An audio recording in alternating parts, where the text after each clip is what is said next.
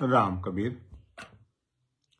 ले माही कौन कौन बसे, ले माही कौन कौन बसे, एक चंदा दूजा सूर, एक चंदा दूजा सूर, ले पाखे यूं उड़ी, ले पाखे यूं उड़ी, ज्यों आकाश में सूत।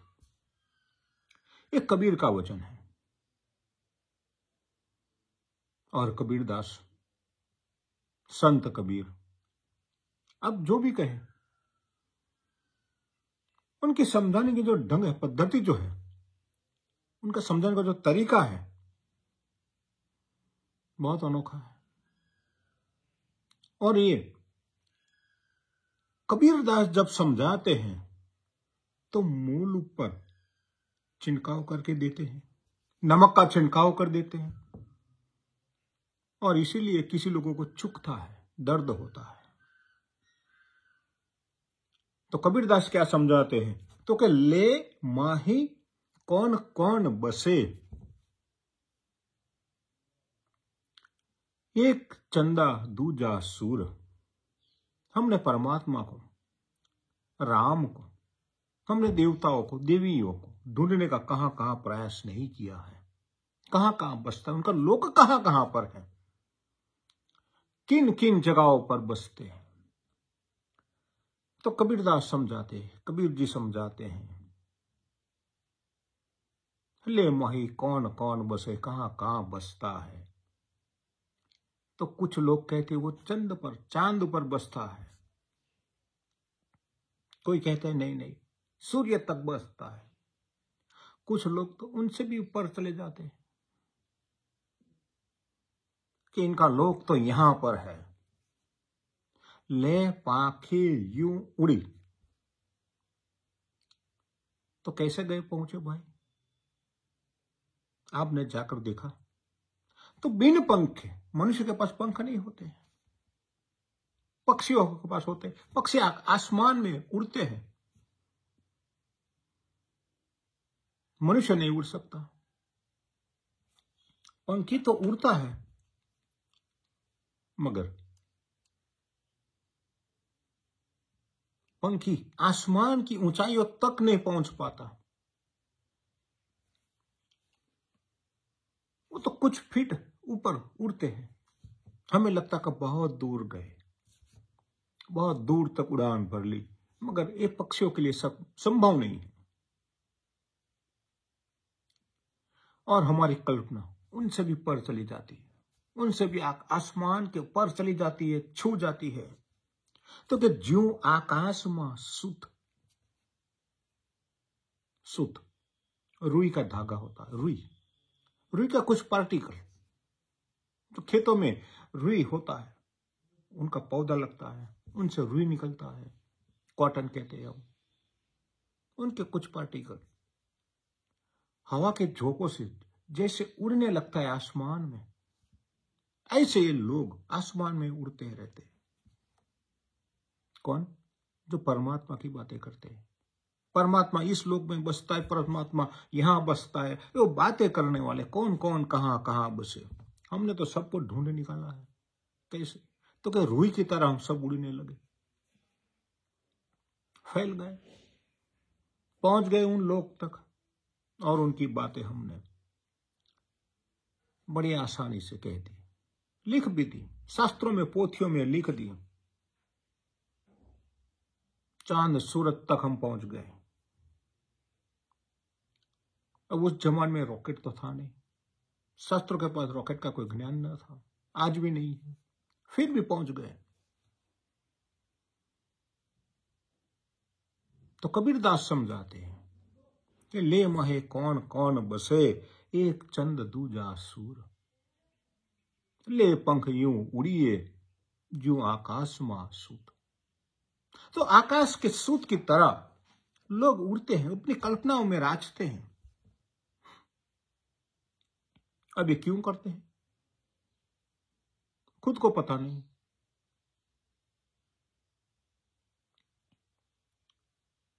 मगर लोग भ्रमित होते हैं। लोगों को लगता है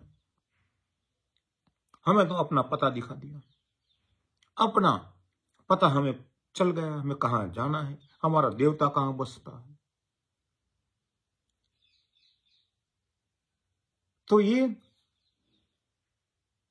दिन में देखने वाले सपने की तरह है, खुली आंखों से देखा हुआ सपना है। कुछ लोग नींद में सपना देखता है, सो जाते हैं, तब न जाने कहां कहां की सैर करके आते हैं। मगर हमारी पोथी तो दिन में सैर करवाती है, दिन में सपना दिखाती है।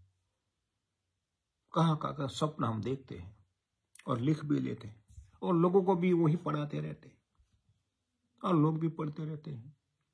तो कबीर अपनी आपत्ति दर्ज करते हैं कि इसी तरह परमात्मा नहीं मिलेगा। और आज तो हमने विज्ञान पढ़ा है, साइंस पढ़े हैं, बहुत सारे पढ़े लिखे लोग भी हैं, उनको पता है कि हमारा विज्ञान चांद तक पहुंच गया, मार्स तक, मंगल तक पहुंच गया, और वहां केवल मिट्टी के सिवा और कुछ नहीं है। पत्थर है, मिट्टी है,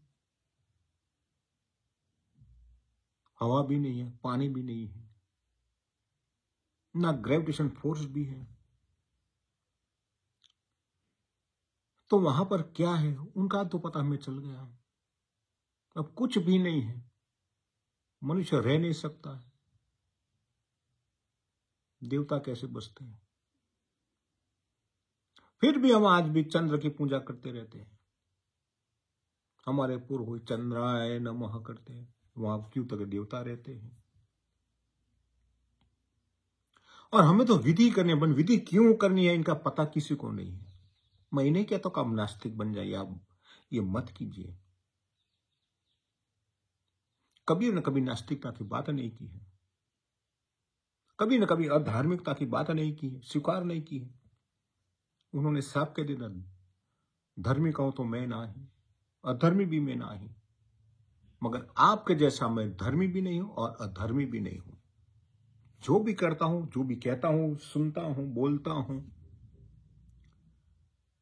इनमें मेरा परमात्मा मेरे साथ है, मैं उनके साथ हूं, मेरे भीतर खड़ा है, मगर मैं बाहर नहीं ढूंढता हूं। आपकी तरह बिन पंख में उड़ना नहीं चाहता हूं, क्योंकि परमात्मा ने मुझे पंख नहीं दी है।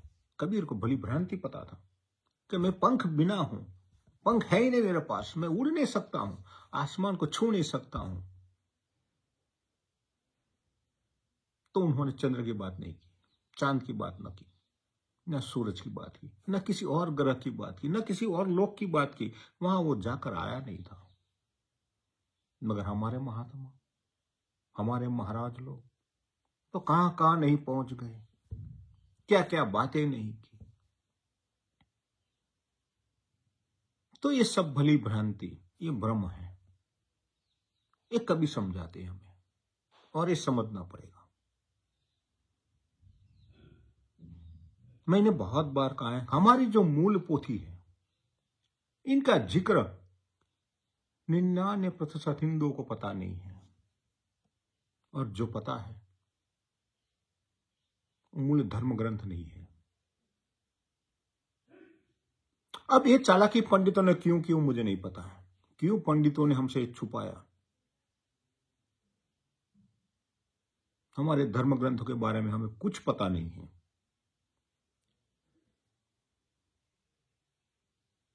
सारे धर्मों के लोगों ने यही काम किया है।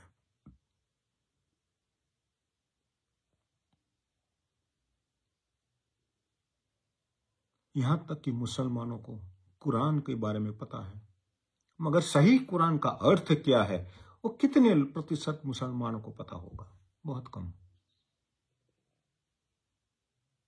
बहुत कम लोगों को।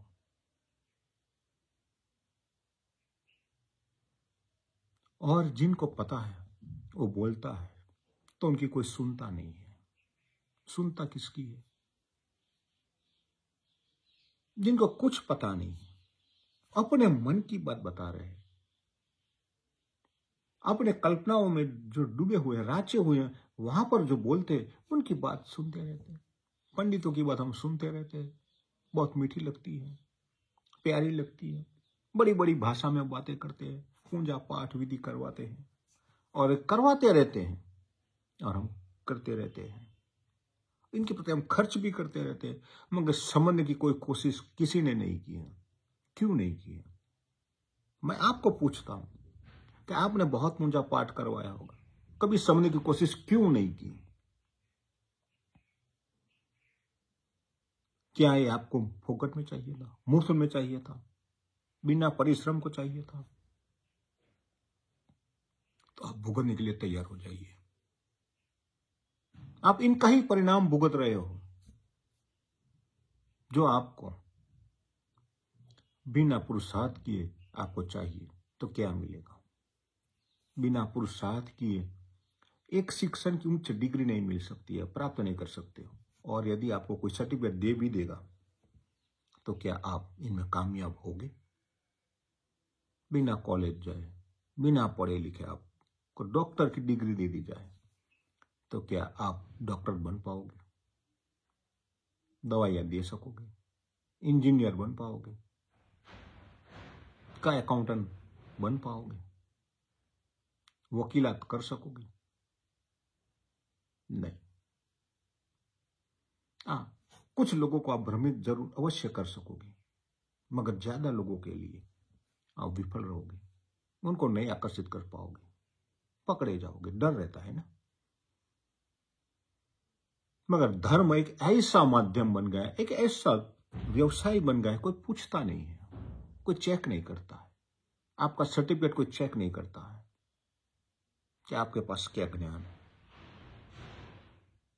इसीलिए धंधा चलता है, इसीलिए काम चलता रहता है। तो कबीर साहब ऐसे ही नहीं थे कि बिन सोचे किसके पास चले जाए। तो आपको भी कबीर यही समझाता है कि जो चांद सूरज की बात करते हैं, ग्रहों की बात करते हैं, ऊपर जाने की बात करते हैं, कहीं कहीं जाने की बात करते हैं, तो पूछिए भला कौन से पंख में बैठकर आप गए? कोई कहते कि नहीं, मैं तो ध्यान में बैठता हूं तो चला जाता हूं, आंखें बंद कर लेता हूं, बैठ जाता हूं, साथ में आसमान तक पहुंच कर आता हूं। तो ये सारी कल्पना है। कोई बंद आंखें देखता है, कोई खुली आंखें देखता है, मगर ये मत करिए। तो कबीर को समझने की कोशिश करते रहिए, तो कबीर आपको सत्य की तरफ ले जाएगा। कबीर के पास वो ताकत है कि सत्य कहां छुपा हुआ है, आपका सत्य कहां छुपा हुआ है, आपका हित कहां है, ये खोजने के लिए कबीर आपको प्रेरित करता है। कबीर ये नहीं कहता कि मेरे पास चले आओ, मैं ले जाऊंगा, मगर कबीर आप हमें सबको प्रेरित करते हैं कि आप में वो ताकत है, आप सत्य को शोधो, ढूंढो, आपको क्या चाहिए वो ढूंढो, और वो कहां मिलेगा? वो हमें ही ढूंढना पड़ेगा, सावध रहना पड़ेगा। तो आते रहिए, सुनते रहिए और कबीर के संग जो सत्य है उनको खोजने की यात्रा में जुड़ जाइए। अस्तु। राम कबीर।